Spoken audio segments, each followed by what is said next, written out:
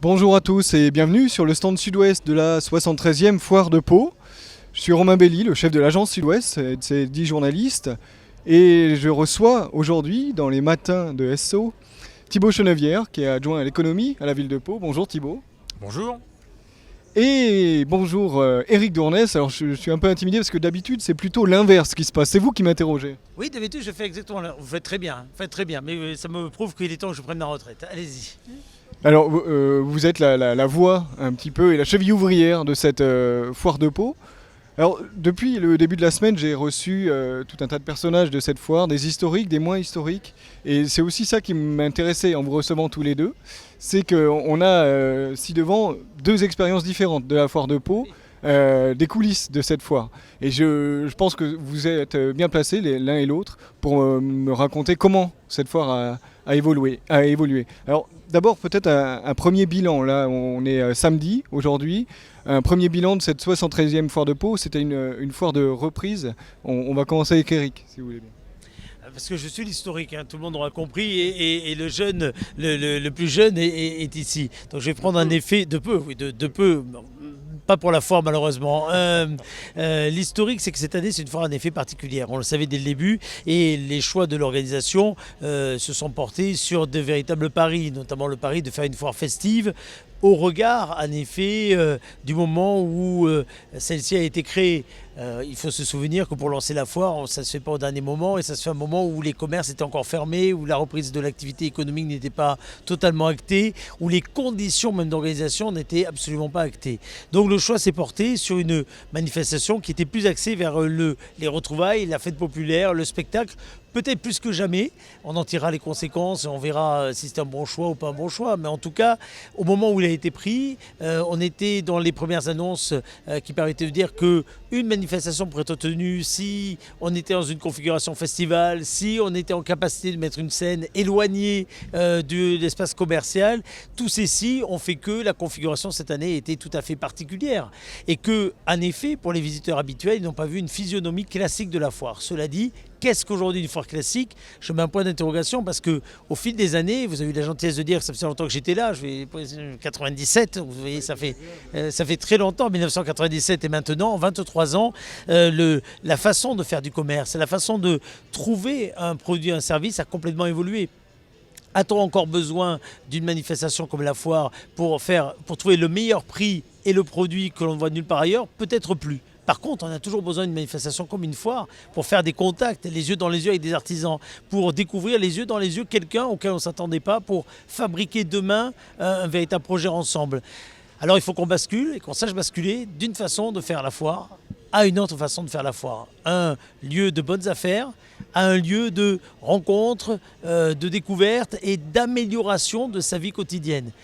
Plus d'équipement, d'amélioration de vie quotidienne. Et c'est un véritable challenge qui n'est pas propre à Pau, qui est propre à toutes les autres manifestations dont on en pilote beaucoup en France. Et on voit bien que cette problématique, elle est un peu partout pareille. On en a beaucoup parlé avec Georges Francis, notamment des meubles Laclos, qui est notre voisin ici à la foire, de ce nouveau rapport à la clientèle et qu'on ne vient plus à la foire pour acheter un buffet, mais plutôt pour découvrir un univers et des concept stores un petit peu. Thibaut, on est donc samedi, ça fait une semaine de foire, c'est comme le disait Eric, une foire de reprise. Il fallait réimpulser. Est-ce qu'on a une idée de la fréquentation déjà par rapport aux années précédentes ?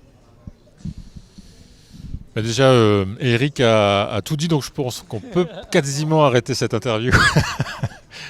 Non, mais on partage la situation, c'est-à-dire que c'était une foire de reprise, après une situation historique, extraordinaire, compliquée.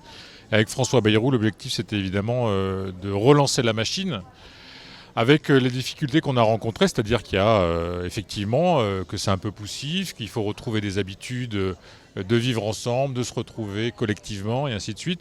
Et c'est une foire en convalescence, donc ça reprend gentiment, mais ça reprend. Et pour moi, l'essentiel est pour les équipes du parc, pour le maire, pour ceux qui aiment la foire comme Eric, l'important c'est évidemment que ça reprenne. On fera le bilan dimanche, ça ne sera pas le meilleur cru. Ça c'est sûr, il ne faut pas se leurrer.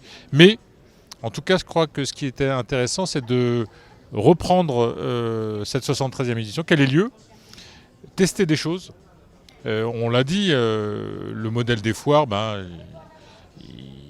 il est à maturité, il est voire même plus qu'à maturité. Donc il faut le réinventer, il faut tester des choses, il faut tenter, il faut prendre des risques.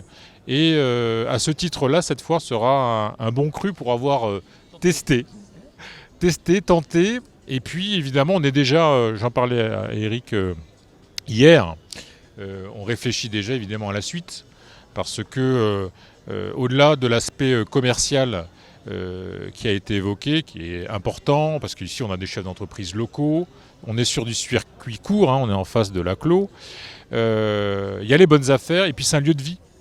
Et ça, il faut le maintenir. Alors il faut trouver la bonne recette. Chaque année est un peu différente. Là, on avait un contexte extérieur difficile, mais c'est pas pour autant que on n'a pas des idées pour la suite. Et voilà, on va imaginer quelque chose. Merci. Bon, on vous fait confiance. La foire de Pau et la ville ont innové déjà l'an dernier avec une Digifoire. Cette année, donc c'est une foire de reprise. On a aussi développé le côté événementiel, comme vous l'expliquiez, Eric, avec les concerts. Peut-être que demain, ce sera un alliage de tout ça, la foire de demain.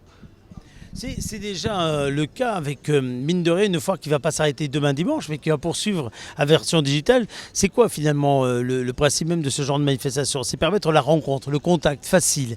Alors dorénavant, on va pouvoir le faire évidemment physiquement, mais on pourra le faire également virtuellement avec cette plateforme Digifoire de Pau, qui s'est transformée d'ailleurs en Digisalon, puisqu'elle accueille également les exposants du salon de l'habitat, et demain du salon de l'automobile, après-demain du salon du mariage ou autre. Bref, il y a 200 professionnels qui sont d'ores et déjà disponibles 24 heures sur 24. 7 jours sur 7, 365 jours par an. Ça veut dire que on va pouvoir trouver dans l'environnement du parc des expositions un grand nombre de professionnels, qu'on y soit physiquement ou qu'on y soit à distance. Et ça, c'est une évolution. Le but n'est pas de faire se concurrencer les uns les autres. Vous êtes un bon exemple de cette non-concurrente, mais cette complémentarité entre du digital et du physique. Vous, le physique, il est sur le papier. Le digital, on y est là en ce moment.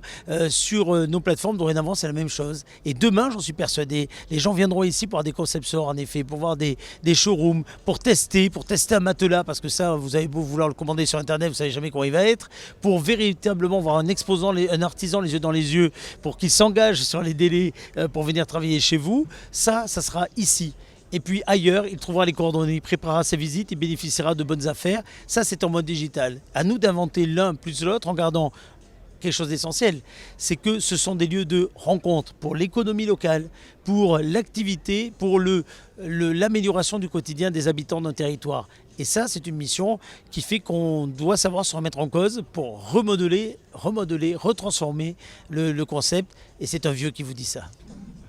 Il faut pas y aller trop fort quand même. 97, c'est pas si vieux que ça. Cette foire, elle a évolué depuis de nombreuses années. On a parlé de remise en cause, on parle beaucoup des showrooms. À un moment, il a été question d'une remise en cause de ce lieu de la foire de Pau, du parc des expositions. Thibaut, on a parlé d'un déménagement que le maire n'envisage plus vraiment. À quoi ressemblera la foire demain? Est-ce qu'on sera toujours ici au parc des expositions, proche du centre-ville? Comme on y est bien, on va y rester. Au-delà de la blague, on a évoqué effectivement le fait d'un déménagement possible. Mais aussi, il y a des arbitrages budgétaires, financiers, d'investissement. On a passé une période de crise extrêmement rude, dure. Et donc, les investissements de la ville, ils sont priorisés. On doit les prioriser. Et donc, je rappelle simplement, on en est sûrement à 4 millions d'euros d'argent de la collectivité pour soutenir l'économie locale pendant la crise du Covid. Et donc, c'est vrai qu'on a revu aussi notre stratégie d'investissement. Et en l'occurrence, la foire, ici, en quasi centre-ville, c'est un lieu, ça fonctionne. Voilà. Alors évidemment, c'est une vieille dame, il faut en prendre soin, il faut s'en occuper. Josie me dirait c'est un vieux monsieur, parce que l'autre jour elle m'a repris. Josie Poeto, tout à fait. Mais voilà, ça fonctionne. On a un lieu qui a évidemment des défauts, mais qui a des qualités, il est très modulable. On peut imaginer beaucoup de choses. Et donc, Eric ne me démentira pas. Bon. Et donc, c'est aussi la force d'avoir ce lieu en quasi-cœur de ville qui est là, à disposition, et sur lequel on peut organiser pas mal de choses. Donc, pour le moment, on reste là. D'autre part, vous savez qu'on a d'autres projets aussi sur le nord de Pau. Et il faut le pilotage de cette ville avec les grands projets. Le maire y est attentif et aujourd'hui on est effectivement sur un statu quo. Très bien, un statu quo, mais une évolution, des innovations. On sera là l'année prochaine pour les prochaines foires. Peut-être quelque chose à ajouter? Non. Il y a la question du lieu, mais ce qu'on a évoqué avec Eric est largement plus essentiel, c'est le contenu. Et c'est là-dessus qu'on peut être innovant en étant économe en finances publiques. Merci beaucoup à tous les deux pour ces entretiens avec Sud-Ouest. Et vous nous retrouverez sans doute l'an prochain pour la 74e foire de Pau. Merci.